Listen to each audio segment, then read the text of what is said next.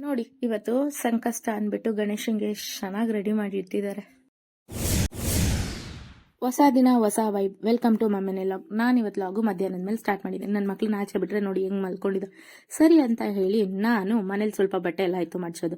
ಹಿಂಗಿದ್ದಿದ್ ಬಟ್ಟೆ ಈ ತರ ಎಲ್ಲ ಮಾಡಿಸಿ ಅದೇ ಜಾಗದಲ್ಲಿ ಇಟ್ಟಿದ್ದಾಯ್ತು. ಆಮೇಲೆ ಸ್ವಲ್ಪ ಕೊಬ್ಬರಿ ಎಣ್ಣೆ ಕಾಯಿಸ್ಕೋಬೇಕಿತ್ತು. ಅದಕ್ಕೆ ಏನೇನ್ ಬೇಕೋ ಐಟಮ್ ಎಲ್ಲ ಕಾಯಿಸ್ಕೊಂಡು ನಾನು ಇವತ್ತು ಮನೆ ಕೆಲಸ ಎಲ್ಲ ಮುಗಿಸ್ಕೊಂಡು ಇವತ್ತು ಸಂಕಷ್ಟ ಅಂದ್ಬಿಟ್ಟು ಮನೆಯಲ್ಲಿ ಪೂಜೆನೂ ಮುಗಿಸಿ ಆಮೇಲೆ ರೆಡಿಯಾಗಿ ನಾನು ಹೊರಟಿದ್ದೆ ಗಣೇಶನ ದೇವಸ್ಥಾನಕ್ಕೆ.